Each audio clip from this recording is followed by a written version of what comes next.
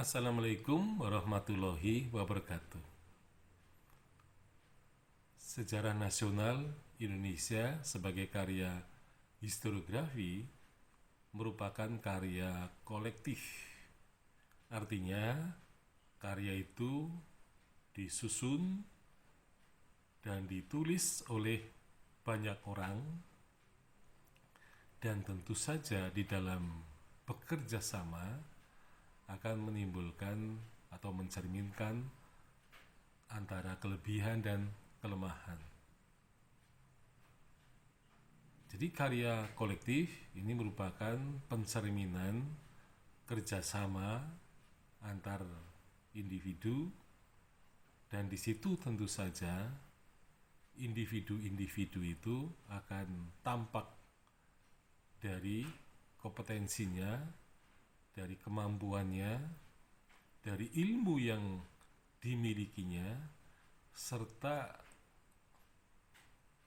kemampuan terutama dalam hal tulis-menulis.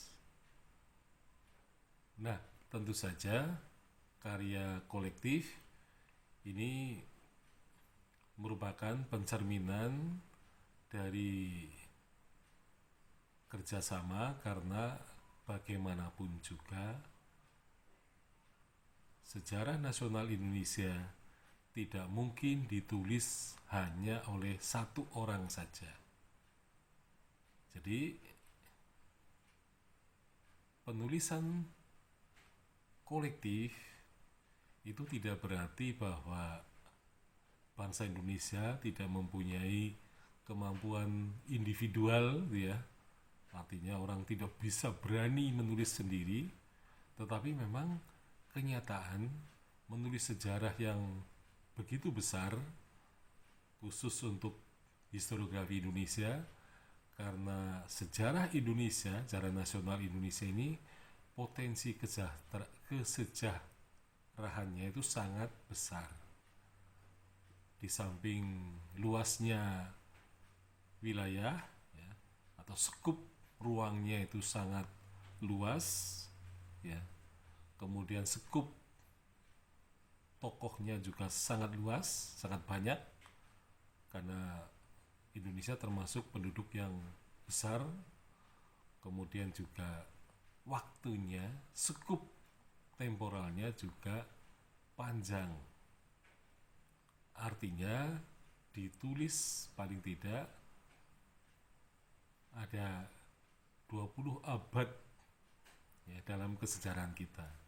Jadi masa prasejarah, kemudian masa Hindu-Buddha, masa pengaruh masuknya Islam, kemudian perdagangan bangsa Barat, kemudian kolonialisasi, ya, dan kemudian masa pendudukan Jepang, kemerdekaan, ya, Orde Lama, kemudian juga masa reformasi. Jadi sejarah kita ini ruang temporalnya ini sangat luas, ya, sangat lama. Jadi tidak mungkin ditulis hanya satu orang. Jadi harus banyak orang. Jadi harus melibatkan banyak orang dan juga banyak, ya, ahli-ahli yang berkaitan dengan ilmu sejarah. Jadi barangkali juga tidak sejarawan saja, tetapi ilmuwan-ilmuwan lain yang bisa menyokong penulisan sejarah ini bisa dimintai bantuannya, ya, supaya tadi sejarah Indonesia yang potensinya begitu luas, ya, ini bisa didekati dan bisa juga ditulis dengan sukses. Nah, memang menyadari bahwa ketika orang bekerja sama, maka di situ ada kemungkinan bahwa ada orang-orang yang benar-benar ahli, tetapi ada juga orang yang kurang ahli,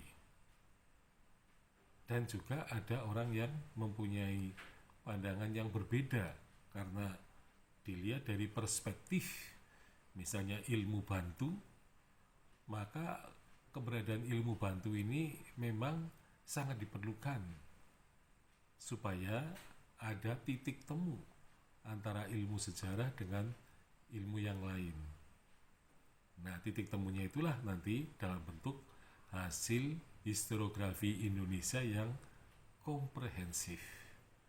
Nah, karena luasnya cakupan sejarah nasional Indonesia, maka cita-cita untuk menuliskannya atau ditulisnya historiografi Indonesia itu memang merupakan cita-cita yang sangat luhur, sekaligus cita-cita yang sangat berat, terutama untuk merealisasikan.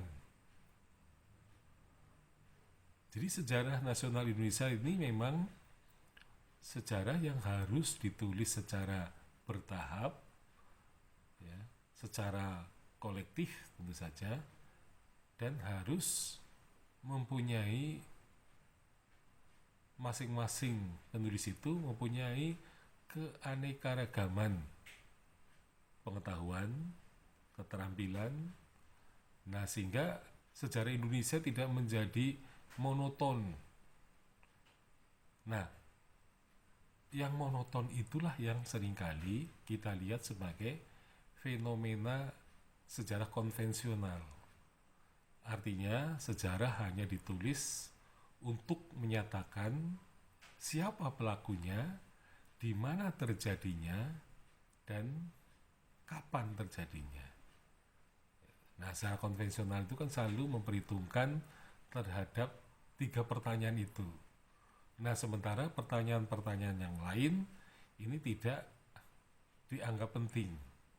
Nah, kalau para ahli-ahli ilmu bantu sejarah itu akan memberikan sumbangan terhadap perspektif sejarah. Artinya sejarah tidak akan monoton, sejarah akan dipandang atau dilihat dari aspek-aspek yang menarik, ya. Tidak hanya sosial ekonomi, tidak hanya politik, tetapi juga dari aspek-aspek budaya secara luas dan juga unsur-unsur budaya bangsa yang memang sebenarnya sangat beraneka ragam, terutama kalau dilihat dari segi suku-suku bangsa. Karena masyarakat Indonesia adalah masyarakat yang disebut masyarakat tribal, masyarakat kesukuan. Mereka mempunyai karakterisasi warganya, masyarakatnya yang berbeda-beda, dan kemudian juga menghasilkan cara berpikir yang berbeda, kemudian tingkah laku yang berbeda, serta hasil-hasil benda-benda itu juga berbeda-beda. Contohnya misalnya masyarakat Indonesia mempunyai artefak keris atau senjata, dan ternyata bahwa senjata tradisional masyarakat kesukuan kita ini ternyata mempunyai keunikan masing-masing, perbedaan, ya. Tapi yang jelas bahwa kalau senjata itu dibuat dari logam, ternyata logamnya pun bukan logam murni. Ternyata logam yang dipakai untuk membuat senjata di Indonesia itu seringkali merupakan logam campuran. Ya, jadi logam campuran itu terlihat pada misalnya senjata keris atau pedang atau senjata yang lain. Jadi di sini menunjukkan bahwa bangsa Indonesia ini sejak masa lampau itu sudah mempunyai keterampilan yang luar biasa mengenai penguasaan terhadap budaya logam. Dan saya kira itu menunjukkan bahwa bangsa Indonesia ini mempunyai local genius masing-masing berdasarkan masyarakat suku-suku itu. Nah, dari sini kemudian kita bisa melihat bahwasanya sikap terbuka, sikap rendah hati, dan juga sikap menghargai saudara-saudara dari suku-suku lain maka yang akan terjadi adalah masyarakat kebangsaan itu lambat laun pasti akan tercapai. Artinya bangsa Indonesia adalah merupakan bangsa yang benar-benar merupakan bangsa yang terintegrasi. Jadi bukan kumpulan dari suku-suku bangsa, tapi merupakan integrasi dari suku-suku bangsa. Dan akhirnya karena mereka terintegrasi, maka mereka menjadi satu kesatuan, kesatuan fisiknya, kemudian satu kesatuan rohaninya, dan satu kesatuan perilaku dan tindakannya. Sekian, Assalamualaikum warahmatullahi wabarakatuh.